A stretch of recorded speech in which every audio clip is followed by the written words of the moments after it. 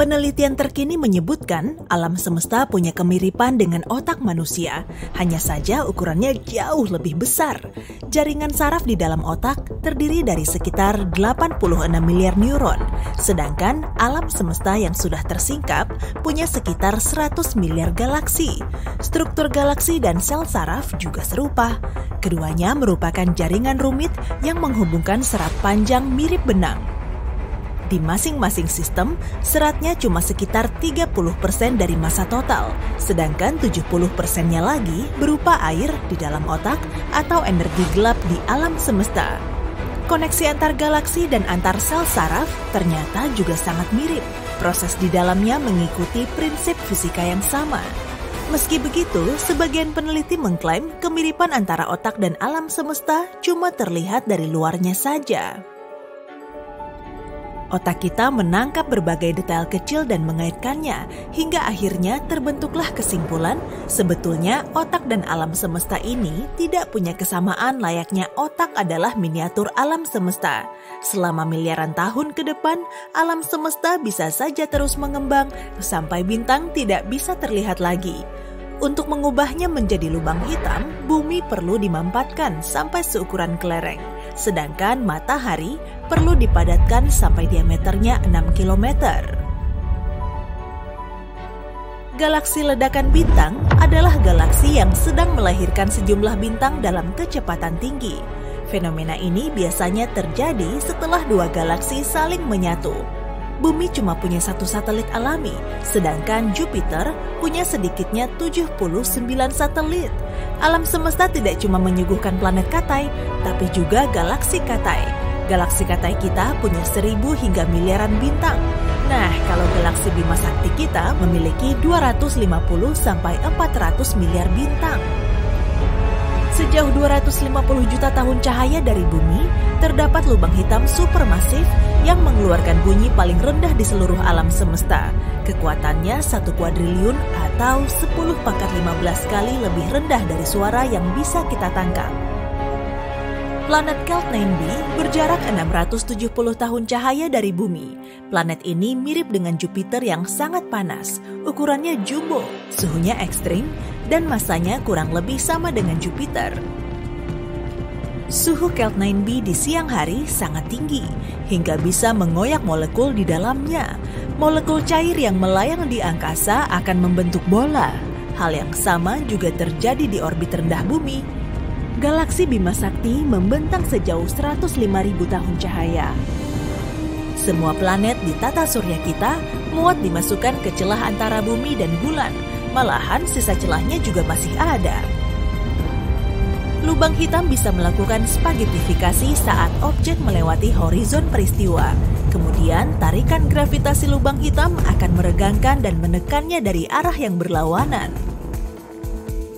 Para astronom mengidentifikasi galaksi pusaran sebagai benda langit pertama yang berbentuk spiral. Lengan panjangnya terdiri dari gas, bintang, dan taburan debu halus.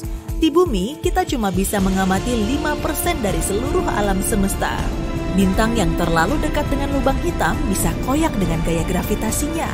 Planet raksasa WASP-12b berjarak 1.400 tahun cahaya dari bumi, dan sebagian besarnya terdiri dari gas. Planet ini diprediksi akan hancur karena orbitnya sangat dekat dengan bintang induknya. Dalam waktu sekitar 10 juta tahun lagi, WASP-12b akan ditelan oleh bintang rakus itu. Menurut perkiraan, galaksi Bima Sakti dan Andromeda akan bertabrakan dalam waktu sekitar 4 miliar tahun. Kemudian akan terbentuk galaksi elips raksasa. Enceladus, salah satu satelit mini milik Saturnus, memantulkan cahaya matahari hampir sebanyak 90%. Akibatnya, satelit ini menjadi salah satu objek yang paling terang di seluruh tata surya. Karena tidak banyak menyerap cahaya matahari, suhu di permukaannya juga sangat dingin, bisa mencapai minus 200 derajat Celcius. Gunung tertinggi di tata surya yaitu Olympus Mons di Mars. Tingginya saja 3 kali gunung Everest. Kalau diamati dari puncaknya, lereng Olympus Mons akan tertutup oleh garis lengkung planet. Di tata surya kita, cuma Merkurius dan Venus yang nggak punya satelit alami. Para ilmuwan berencana mengirimkan droid ke Mars agar planet ini punya banyak alat berat. Droid tersebut terbuat dari bahan yang lebih kuat agar gravitasi Mars juga makin kuat. Objek di planet merah ini memang 3 kali lebih ringan daripada di bumi. Satelit terbesar Pluto bernama Charon. Ukurannya 2 kali lebih kecil dari si planet Katai. Karena itulah Charon terkenal sebagai satelit terbesar berdasarkan ukuran planet induknya. 3 bola golf mendarat di bulan setelah diluncurkan dalam misi Apollo 14. Menurut para ahli matematika, lubang putih kemungkinan ada, meskipun belum bisa ditemukan. Kalau melihatnya, kita tidak akan bisa memasuki lubang putih dari sisi luar. Meski begitu, cahaya dan berbagai materi akan terpancar keluar. Planet kita berotasi penuh selama 1 hari. Kalau matahari, lain lagi, ukurannya sangat besar sehingga perlu waktu selama 25-35 hari di bumi untuk berotasi penuh. Bentuk bulan tidak bulat sempurna, tapi menyerupai bentuk telur karena pengaruh gravitasi bumi. Pakaian luar angkasa melindungi astronot dari perubahan suhu ekstrim saat mereka berjalan di ruang angkasa sana. Suhunya bisa berubah dari minus 160 derajat Celcius ke 120 derajat Celcius. Bintang neutron terbentuk dari supernova runtuh. Kemudian bintang ini berotasi dengan sangat cepat, sekitar 60 kali per detik. Tapi kadang kecepatannya bisa naik sampai 600 kali per detik. Pada tahun 2007, para astronom mulai mendeteksi sinyal radio super ringan dan kuat bernama Fast Radio Burst. Sumber sinyal ini berjarak hingga miliaran tahun cahaya. Saat menjelajah ruang angkasa, astronot sering melihat kilatan cahaya. Fenomena ini disebabkan oleh sinar kosmik yang tertangkap oleh saraf optik. Keliling Pluto di ekuatornya sejauh jarak dari Roma ke New York. Saat mendarat di planet GJ504b, kamu akan melihat planet ini bersinar. Jaraknya cuma sejauh 57 tahun cahaya dari bumi. Planet ini memerangkap panas yang telah terbentuk. Warnanya magenta gelap, mirip bunga ceri. Dari semua planet di tata surya, 1 hari di Jupiter paling singkat, cuma 9 jam 50 menit. Karena rotasinya yang cepat, bentuk Jupiter tidak bulat sempurna, tapi agak pipih. Venus punya gunung berapi terbanyak di seantero tata surya. Jumlahnya sekitar 1.600-an, tapi kebanyakan sudah tidak aktif. Permukaan Merkurius berlekuk. Saat inti besinya dingin, kerak planetnya menyusut. Akibatnya permukaan Merkurius jadi nggak rata. Pasta nuklir di dalam bintang neutron dipercaya sebagai bahan paling kuat di alam semesta. Pasta neutron ini bisa 10 miliar kali lebih kuat dari baja. Sebagian ilmuwan meyakini lubang hitam gak punya horizon peristiwa atau area yang tidak bisa dilalui kembali. Lubang hitam cuma bisa menjebak objek untuk sementara waktu. Kemudian materi dan energinya akan keluar dalam wujud lain. Di setiap misinya, Apollo perlu 15 pakaian luar angkasa. Masing-masing dari 3 anggota kru utama perlu 3 pakaian, 1 setel untuk pelatihan, dan satunya lagi untuk penerbangan. Ada juga baju cadangan yang dipakai untuk mengantisipasi kalau pakaian penerbangan mereka bermasalah. Nah, masing-masing dari ketiga anggota cadangan punya 2 pakaian luar angkasa, 1 untuk pelatihan, dan satunya lagi untuk penerbangan. Menurut perkiraan para ilmuwan, sebagian inti Merkurius masih cair, sehingga planet ini punya medan magnet, meskipun kekuatannya cuma 1%-nya bumi. Di antara planet lain di seluruh tata surya, Mars punya badai debu yang paling kuat. Badai ini bisa bergejolak selama berbulan-bulan tanpa henti. Planet Kepler-16b berjarak 245 tahun cahaya dari bumi. Di sana mataharinya ada 2. Bobotnya sama dengan Saturnus, tapi lebih padat. Astronot perlu waktu sekitar 45 menit untuk memakai pakaian luar angkasa. Setelah itu, mereka menghabiskan waktu 1 jam untuk beradaptasi dengan kondisi baru. Bola api yang melesat itu adalah meteor benderang yang memasuki atmosfer bumi, tapi kemudian meninggalkannya lagi. Triton, salah satu satelit Neptunus, mengorbit planet induknya dengan arah berlawanan. Cuma satelit besar ini yang punya perilaku unik seperti ini. Triton juga terus mendekati Neptunus. Para ahli memperkirakan suatu saat nanti satelit ini akan tertarik oleh gravitasi Neptunus. Kemudian akan menjadi cincin yang melingkari raksasa gasnya. Jarak Haumea ke bumi lebih jauh daripada ke Neptunus. Planet kerdil yang terlihat unik ini mengorbit sabuk Kuiper atau cincin es berbentuk donat yang mengelilingi matahari. Haumea punya 2 bulan, berbentuk lonjong dan berotasi penuh selama 4 jam di bumi. Wah, ini nih objek langit terkeren kita. Planet Katai ini dikelilingi oleh sejumlah cincin yang sangat tipis yang kemungkinan terbentuk oleh tabrakan purba. Periode revolusi Neptunus selama hampir 165 tahun di bumi. Dengan kata lain, sejak ditemukan pada tahun 1846, raksasa gas ini baru mengitari matahari sebanyak 1 kali.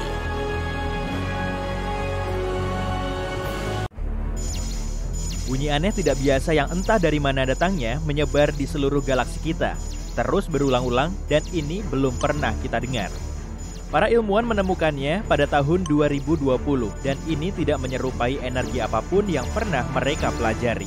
Berbagai sinyal radio kuat dan terang muncul dari waktu ke waktu yang secara misterius menghilang dalam sehari. Sinyal ini tidak sesuai dengan profil objek ruang angkasa apapun yang kita kenal. Sinyal itu agak mengganggu dan lenyap begitu saja. Saat para ilmuwan mencoba mencocokkannya dengan beberapa teleskop lain, sinyal itu menghilang. Bintang-bintang bermassa rendah terkadang menyala dengan energi radio, tapi bukan, karena sebagian besar bintang-bintang ini disertai sinar X. Bintang-bintang sangat padat yang kolaps seperti pulsar dan magnetar juga bukan pilihan. Solusi terdekat yang mereka punya adalah kelas objek misterius yang kita kenal sebagai Galactic Center Radio Source. Ini adalah sumber sinyal radio yang menjadi terang dan bersinar dengan cepat. Sinyal itu rusak di dekat pusat galaksi kita dan bisa membantu mengungkap misteri alam semesta. Kalau kamu punya mobil terbang yang bisa naik dengan kecepatan 95 km per jam, kamu cuma butuh 1 jam untuk memasuki ruang angkasa. Bulan agak lebih jauh, yakni 400.000 km, sekitar 10 kali keliling planet kita. Itu artinya, perjalanan ke bulan akan seperti perjalanan keliling bola bumi 10 kali berturut-turut, yang akan makan waktu kurang dari 6 bulan. Perjalanan ke Pluto akan butuh waktu lebih dari 800 tahun. Proxima b adalah tetangga terdekat kita yang mirip bumi. Ini adalah dunia kecil berbatu yang mengorbit bintang terdekat dengan matahari kita. Eksoplanet ini mengorbit zona layak huni bintang ini, yaitu suatu area yang cukup jauh dari bintang apapun hingga memiliki kondisi sedang. Tidak terlalu dingin atau terlalu panas bagi keberadaan air dalam keadaan cair, paling tidak secara hipotesis.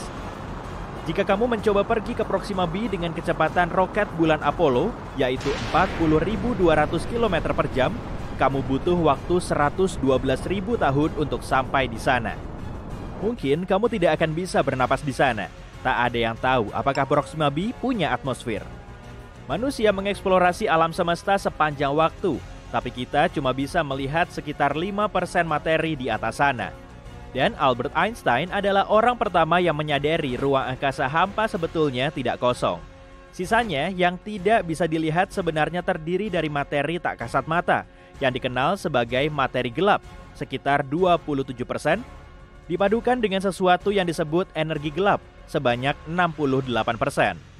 Jika kamu coba menuang air di ruang angkasa, tentu saja di luar pesawat ruang angkasa, air akan segera mendidih atau menguap. Itu karena tidak adanya udara atau tekanan udara di ruang angkasa. Ketika tekanan udara turun, suhu yang biasanya kamu butuhkan untuk mendidihkan air juga turun. Dengan begitu, air jauh lebih cepat mendidih di puncak gunung daripada, misalnya, di permukaan laut. Di angkasa luar tidak ada tekanan udara, sehingga air bisa mendidih pada suhu yang sangat rendah. Para ilmuwan percaya, paling tidak ada beberapa miliar galaksi di luar sana. Kita tidak tahu jumlah pastinya, dan mungkin tidak akan pernah tahu. Tapi mereka mencoba memperkirakannya dengan menghitung berapa galaksi yang bisa kita lihat di area langit yang sangat sempit dan terbatas. Mungkin alam semesta tampak penuh dengan bintang dan planet di sana-sini. Tapi setidaknya di galaksi kita ada 100 miliar planet. Jika kamu mengisi balon dengan helium dan melepaskannya, kamu akan melihatnya melayang sangat tinggi. Balon itu akan naik memasuki atmosfer, tapi tidak akan sampai ke angkasa luar. Makin tinggi, makin tipis udara di atmosfer. Balonmu akan naik sampai titik di mana atmosfer di sekitarnya berbobot sama dengan helium di dalamnya. Itu akan terjadi pada ketinggian sekitar 32 km di atas permukaan tanah. Jadi, sejauh itulah balon helium bisa naik. Kita tidak benar-benar tahu sebesar apa alam semesta kita. Kita tidak bisa melihat tepinya, bahkan tidak tahu apakah alam semesta bertepi. Kita memakai teknologi untuk bisa melihat sejauh kira-kira 14 miliar tahun cahaya dari planet kita. Ini berarti kita bisa melihat diameter sekitar 28 miliar tahun cahaya, mulai dari lapisan terluar atmosfer yang berakhir pada ketinggian sekitar 960 km di atas planet kita. Meskipun ukuran alam semesta kita terus berubah dan makin besar seiring waktu. Merkurius adalah planet terdekat dengan matahari, jadi kebanyakan orang mengira planet ini yang paling panas. Tapi, Venuslah planet terpanas. Venus adalah planet kedua terdekat dengan bintang pusat kita. Jaraknya dari matahari sekitar 48 juta kilometer lebih jauh dibanding Merkurius. Merkurius tidak memiliki atmosfer yang bertindak sebagai selimut penghangat dan membantu mempertahankan panas dari matahari. Venus memiliki atmosfer yang tebalnya tak terduga, sekitar 100 kali lebih tebal daripada atmosfer kita. Atmosfer Venus tidak memungkinkan panas keluar. Planet ini menahannya sehingga membuat Venus makin panas. Sebagian besar atmosfer Venus juga terdiri dari karbon dioksida yang dengan bebas membiarkan energi matahari masuk, tapi tidak begitu transparan untuk kehilangan radiasi gelombang panjang yang dilepaskan permukaan planet panas itu. Rata-rata suhu di sana sekitar 460 derajat Celcius, cukup panas untuk melelehkan kaleng. Suhu maksimal di planet tetangganya, Merkurius, adalah 420 derajat Celcius. Mungkin dalam 2 miliar tahun lagi, suhu di planet kita yang berharga ini akan terlalu panas bagi kehidupan. Seiring ratusan juta tahun berlalu, matahari kita akan terus bertambah panas dan terang. Akhirnya, suhunya akan begitu tinggi hingga lautan kita yang indah akan hilang. Karena lautan menghasilkan 70% oksigen yang kita butuhkan untuk hidup, maka tak akan ada lagi kehidupan. Semua ini berarti planet kita cuma akan menjadi gurun luas, seperti halnya Mars sekarang. Sebenarnya, diameter Pluto, mantan planet sangat jauh yang sekarang menjadi planet Katai, lebih kecil dibanding seluruh Amerika Serikat. Jarak terjauh di sana dari Maine ke California Utara, kira-kira 4.700 km. Sedangkan diameter Pluto cuma 2.371 km. Pluto sangat jauh, tapi tepi tata surya kita 1000 kali lebih jauh daripada jarak ke planet Katai ini. Tapi para astronom menemukan banyak objek ruang angkasa yang mengorbit matahari kita yang jaraknya lebih jauh dibanding Pluto. Juga terdapat awan komet Oort yang jauhnya setengah tahun cahaya dari Pluto, yang juga 1000 kali lebih jauh. Bintang neutron benar-benar berat. 1 sendok teh saja yang berisi bintang neutron beratnya akan mencapai 6 miliar ton. Bintang neutron adalah sisa-sisa dari bintang besar yang telah kehabisan bahan bakar. Bintang yang memudar ini meledak dan intinya berserakan. Tapi karena gravitasi, terbentuklah bintang neutron yang super padat. Biasanya, massa bintang seperti ini sampai 3 kali massa matahari. Tapi radiusnya cuma 9,65 km. Sebab ini adalah salah satu benda paling padat di alam semesta, setidaknya yang kita ketahui. Alam semesta mempunyai warna, dan warnanya itu semacam krem atau disebut juga cosmic latte. Alam semesta juga berbau. Baunya mengingatkan kita akan steak panggang atau logam panas. Setidaknya begitulah kata para astronot yang melayang-layang di ruang angkasa sana. Jika kamu ingin membuat pakaian antariksa, siap-siap aja kerja keras. Kita butuh 5.000 jam untuk membuat pakaian antariksa dan biayanya lebih dari 14 miliar rupiah. Pakaian astronot yang sangat bagus terdiri dari 11 lapis bahan dan beratnya sekitar 50 kg. Dan pakaian ini harus nyaman. Kamu butuh lebih banyak ruang di dalamnya sebab tubuhmu akan memanjang sekitar 5 cm di ruang angkasa. Saat kamu sedang melayang-layang di antariksa, gravitasi bumi tidak berdampak kepadamu. Itu sebabnya tulang belakangmu memanjang dan sedikit rileks, yang artinya mungkin kamu akan 3% lebih tinggi.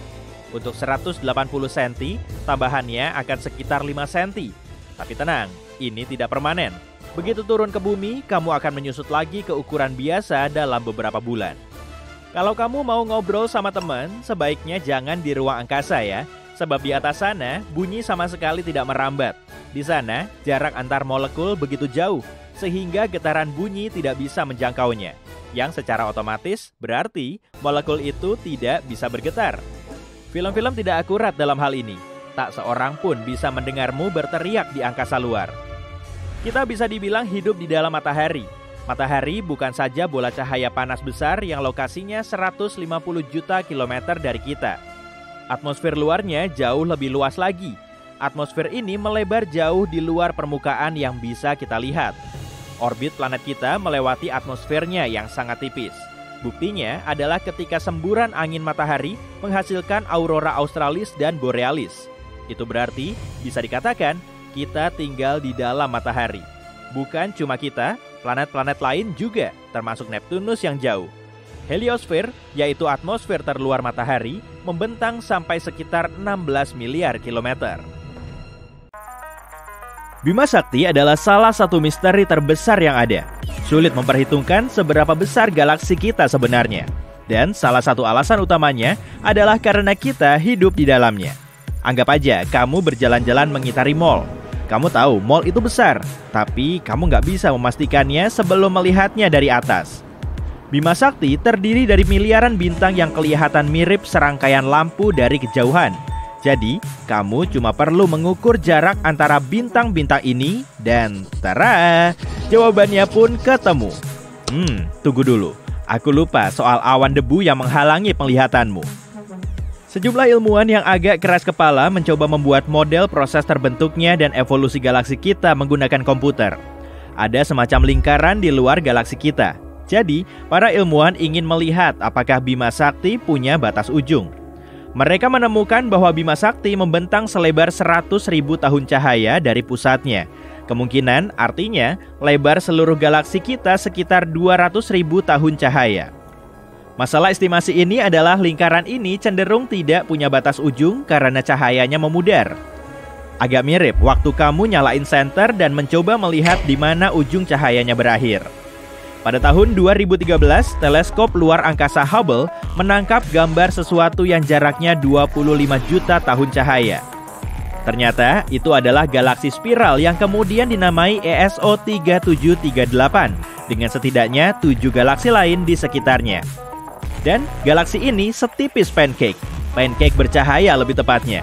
Teleskop ini juga memotret galaksi lain yang jaraknya 65 juta tahun cahaya. Galaksi ini disebut IC335.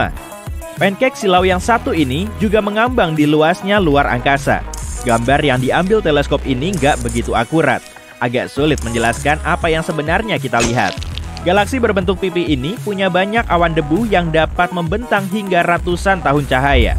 Posisinya lebih banyak di dekat pusat galaksi dan tidak terlihat dalam cahaya biasa, tapi dapat dideteksi dengan bantuan filter biru. Galaksi IC335 ini berbentuk cakram oval dengan awan gas dan debu besar. Artinya, bintang-bintang terus muncul di sana. Tapi tidak semua galaksi membentuk bintang. Galaksi dilahirkan dalam bentuk bola gas raksasa yang perlahan berputar dan lama-kelamaan runtuh ke dalam dirinya sendiri. Saat mulai berputar lebih cepat, wujud pancake ini pun terbentuk. Oh, sirupnya mana ya? Prosesnya mirip adonan pizza yang awalnya berbentuk bola, lalu diputar-putar di udara. Toppingnya adalah bintang, dan sausnya adalah awan debu dan gas. Kamu jadi lapar juga nggak? Beberapa galaksi bisa kehilangan gas dan debunya kalau menjadi bagian dari gugus galaksi. Kemudian, semua galaksi mini ini mengorbit satu pusat massa umum dengan dipisahkan oleh gas. Saat galaksi cakram ini melintasinya, mirip kereta yang ngebut. Tekanannya akan meniup debu dan gas ini. Dari jauh, kamu kayak ngelihat DVD yang akan kamu putar.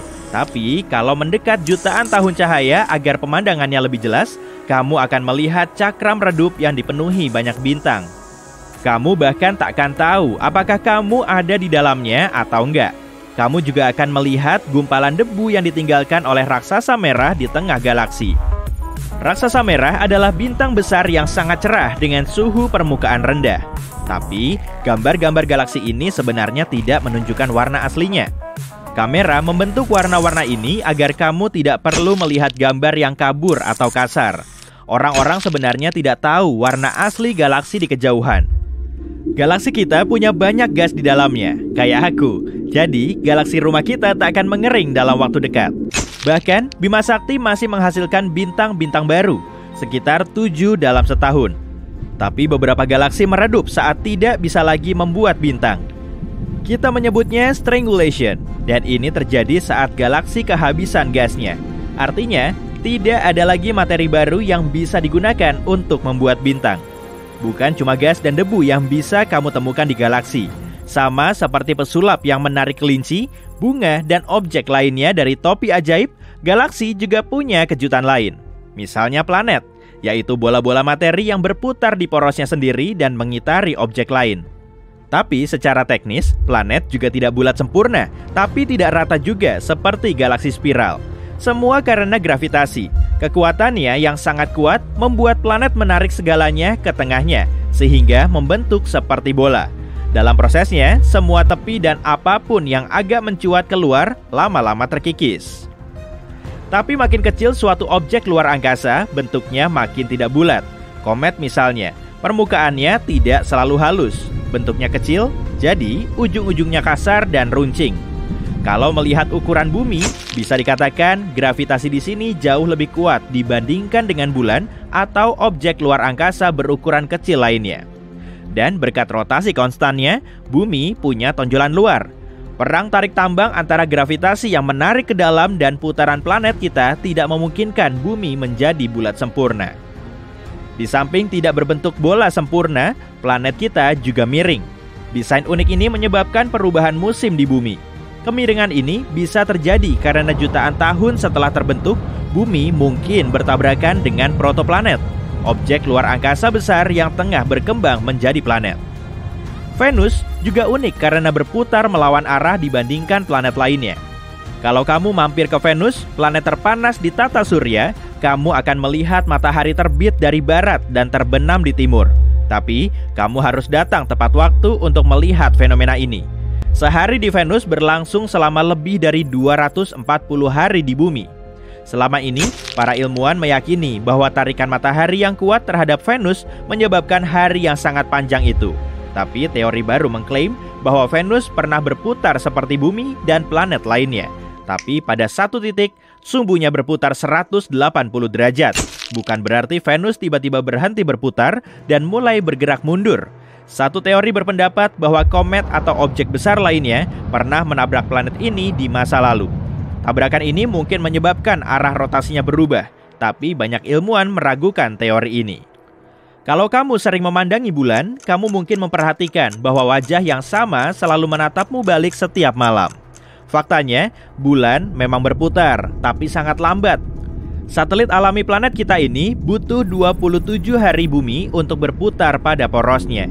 Selain itu, bulan berputar pada kecepatan yang sama dengan putarannya terhadap bumi. Sisi yang selalu kita lihat disebut sisi dekat bulan, dan sisi yang tidak menghadap kita, yap, tebakanmu benar, adalah sisi jauh bulan, atau nama kerennya sisi gelap bulan. Sumbu rotasi Uranus miring 98 derajat terhadap bidang tata surya, atau lebih sederhananya, planet ini berputar pada sisinya. Para ilmuwan pernah meyakini bahwa benda besar yang melesat di luar angkasa pernah menabrak Uranus, jadinya miring begini. Tapi ada satu kejanggalan, bulan Uranus ditutupi es. Tabrakan super kuat yang bisa membuat planet ini miring akan mengakibatkan gangguan gerakan dan posisi bulan Uranus. Tapi semua tampak relatif tidak tersentuh. Dan semua es yang menutupinya masih utuh. Padahal, setiap perubahan besar yang terjadi pada Uranus akan menghasilkan energi yang cukup untuk melelehkan es di sana. Alasan lain kenapa posisi Uranus agak aneh, mungkin karena cincinnya. Yap, Uranus punya cincin seperti Saturnus, cuma lebih tipis dan lebih redup. Cincin Saturnus sebagian besar terdiri dari miliaran potongan es dan batu yang mengambang membentuk orbit. Beberapa partikel bisa seukuran kerikil, sementara yang lain bisa seukuran rumah. Wow! Partikel lain di sana adalah komet, asteroid, dan bulan yang hancur akibat gravitasi Saturnus. Kalau kamu mengamati cincin ini dari jauh, Bentuknya mirip garis-garis warna-warni yang terdiri dari ribuan rona berbeda. Tapi sebenarnya cuma ada 8 lapisan cincin di sana. Uranus mungkin punya cincin yang sama indahnya kayak Saturnus sekitar 4,5 miliar tahun lalu. Keseimbangan antara gravitasi Saturnus dan cincinnya mungkin membuat planet ini tetap tegak. Jadi dia nggak miring. Kalau Uranus punya cincin yang sama, cincin ini bisa mencegahnya miring. Cara untuk memecahkan masalah kemiringan Uranus mungkin adalah dengan mengembalikan cincinnya. Cincin ini akan membantu Uranus menjaga keseimbangannya. Meski begitu, kita semua tetap menerima Uranus apa adanya kok.